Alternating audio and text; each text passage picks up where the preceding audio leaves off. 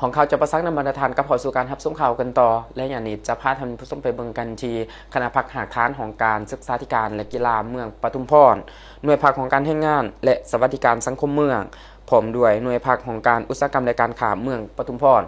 หับสมาชิกพักใหม่วันที่13 สิงหาคมนี้คณะพักหากฐานของการศึกษาธิการและกีฬาเมืองหน่วยพักของการแห่งงานและสวัสดิการสังคมเมืองหน่วยพักอุตสาหกรรมและการค้าเมืองได้จัดพิธีรับเอามหาชนก้าวหน้าเขาเป็นสมาชิกพรรคสำรอง2สหายและเลื่อนสมาชิกพรรคสำรองขึ้นเป็นสมาชิกพรรคสมบูรณ์จำนวน12สหาย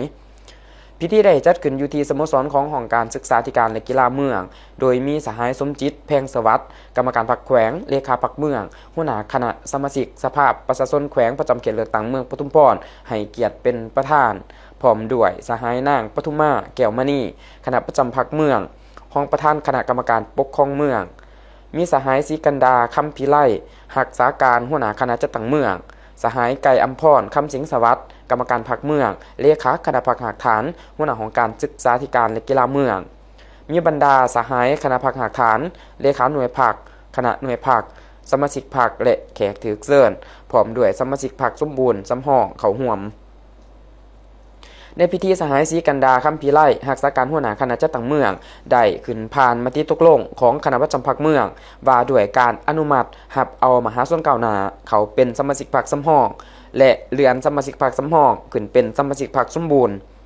ตกลงรับเอามหาชนก้าวหน้าเป็นสมาชิกพรรคสำห้องจำนวน2สหายที่สังกัดอยู่หน่วยพรรคของการแห่งงานและสวัสดิการสังคมและหน่วยพรรคอุตสาหกรรมและการค้า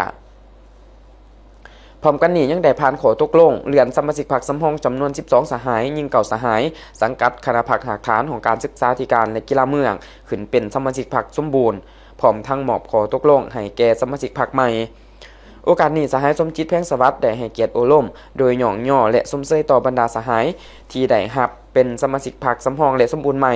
พร้อมทั้งเรียกร้องให้สมาชิกพรรคทุกสหายเอาใจใส่รักษาระเบียบวินัยปฏิบัติหน้าที่ตามการมอบหมายอย่างมีความรับผิดชอบพัฒนาหัวคิดประดิษฐ์สร้างเป็นแบบอย่างที่ดีในเวียกงานและร่วมสร้างความสามัคคีภายในสำหรับสมาชิกพรรคใหม่ก็ได้กล่าวคำโอวาทและปฏิญาณตนเองพร้อมแสดงเจตจำนงที่จะฝึกฝนหล่อหลอมตนเองยกสูงความรู้ความรับผิดชอบปฏิบัติหน้าที่ให้ดีและเป็นแบบอย่างที่ดีในหน่วยงานและต่อมหาชนซึ่งการจัดพิธีในครั้งนี้นอกจากเป็นการรับรองสมาชิกพรรคใหม่แล้วยังเป็นอีกหนึ่งก้าวสำคัญในการสร้างและพัฒนาพนักงานสมาชิกพรรครุ่นใหม่ให้มีคุณภาพมีวินัยและความรับผิดชอบในเวียกงานตามภาระหน้าที่